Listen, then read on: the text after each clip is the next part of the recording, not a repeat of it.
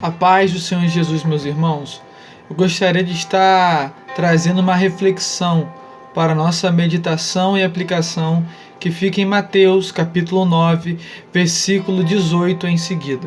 E a palavra diz o seguinte: enquanto ele ainda lhes dizia essas coisas, eis que chegou um certo centurião e o adorou, dizendo: minha filha faleceu agora mesmo, mas venha e impõe tua mão sobre ela, e ela viverá.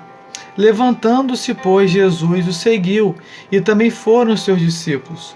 E eis que uma mulher que havia já 12 anos padecia de fluxo de sangue, chegou-se por trás dele, tocou na orla de sua veste, pois ela dizia consigo: se eu tão somente tocar sua veste, eu ficarei sã.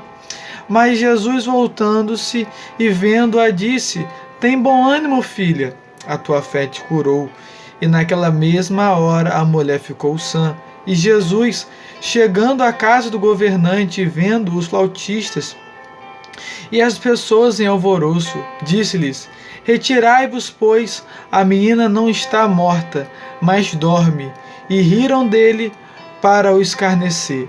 Mas quando as pessoas foram colocadas para fora, ele entrou, a tomou pela mão, e a menina se levantou.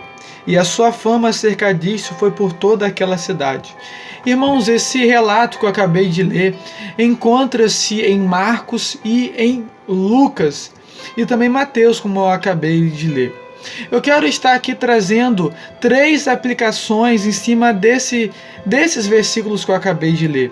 O primeiro, algo que me chamou a atenção, é que o mesmo Deus que opera milagre na vida dos governantes, fazendo referência aqui a Lázaro, governante da sinagoga, é o Deus que também opera milagres na vida dos pequenos dessa terra. É o mesmo Deus que opera milagres na vida de uma simples mulher. Por quê? Porque para Deus, meus irmãos, não há diferença entre os grandes e os pequenos.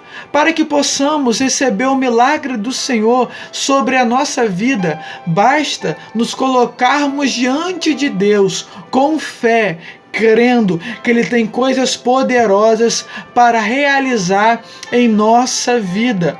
Causas que para os homens não tenham menor possibilidade, mas como a própria palavra de Deus nos informa, para Deus nada, absolutamente nada é impossível. O segundo princípio que eu quero destacar aqui para a nossa aplicação se encontra no versículo 23 e versículo 24, onde diz o seguinte: e Jesus, chegando à casa do governante e vendo os flautistas e as pessoas em alvoroço, disse-lhes: retirai-vos, pois a menina não está morta, mas dorme.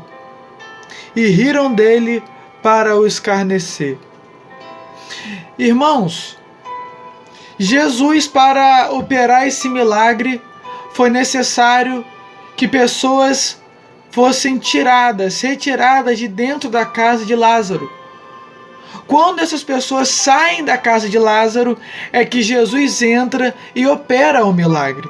Isso me leva a pensar e a meditar o que eu devo remover, o que nós devemos remover da nossa vida para que Jesus opere o seu milagre. Às vezes nós temos que remover da nossa vida um relacionamento. Às vezes nós temos que remover da nossa vida uma amizade. Às vezes nós temos que remover da nossa vida a incredulidade ou até mesmo alguns pensamentos. Mas certo é que existem coisas que estão na nossa vida que precisam ser removidas, que precisam ser retiradas para que Jesus entre, ocupe o lugar que é dele e opere o milagre. Irmãos, nós precisamos meditar acerca disso. Nós precisamos meditar acerca disso porque existem coisas em nossa vida que atrapalham Jesus de operar em nós a sua vontade, que atrapalha de Jesus de operar em nós o seu querer. E o terceiro princípio, a aplicação que eu quero trazer para nós hoje, se encontra no versículo 18, na última parte, quando diz: mas venha e impõe a tua mão sobre ela e ela viverá. Lázaro chega até Jesus e expõe uma situação em que a filha dele estava morta. E Lázaro diz a Jesus: Jesus, impõe a sua mão sobre ela e ela viverá.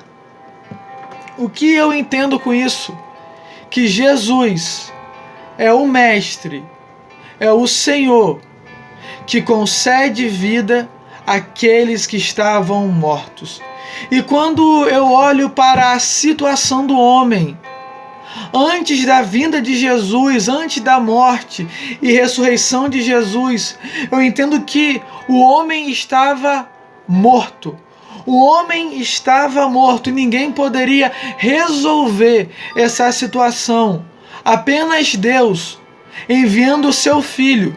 E é por isso que a palavra do Senhor diz que nós estávamos mortos em nossas ofensas e pecados, mas Jesus nos vivificou, ou seja, Jesus nos concedeu vida estando nós mortos no pecado. Talvez você esteja longe de Jesus. E estando longe de Jesus, você está em morte, e morte espiritual. Mas Jesus, através desse vídeo, quer lhe dizer, quer lhe informar que Ele tem vida, e vida em abundância para você. O próprio Cristo disse: eu sou a ressurreição e a vida. E aquele que está em mim tem vida e vida em abundância. Irmãos, a verdadeira vida não está no pecado. A verdadeira vida não está naquilo que o mundo pode e quer nos oferecer. A verdadeira vida, a vida em abundante, a vida plena está em Cristo. É por isso que quando nós achamos a Cristo, ou somos por Ele achados, nós encontramos vida e não precisamos mais de nada para estarmos felizes, não precisamos mais de nada para estar alegres. Por quê? Porque Jesus Cristo ocupa o vazio que homem nenhum pode ocupar na nossa vida. Irmãos, eu quero dizer para você através desse vídeo: não procure vida em outro lugar, não procure felicidade, prazer em outro lugar, porque toda a felicidade que existe fora de Cristo é passageira, é momentânea, mas a felicidade que está em Cristo é eterna. Que Deus nos abençoe e que possamos viver a vida que Cristo tem para cada um de nós. Eu quero declarar para você sobre a sua vida que a plenitude que você tanto precisa está em Cristo. Que Deus te abençoe em nome de Jesus.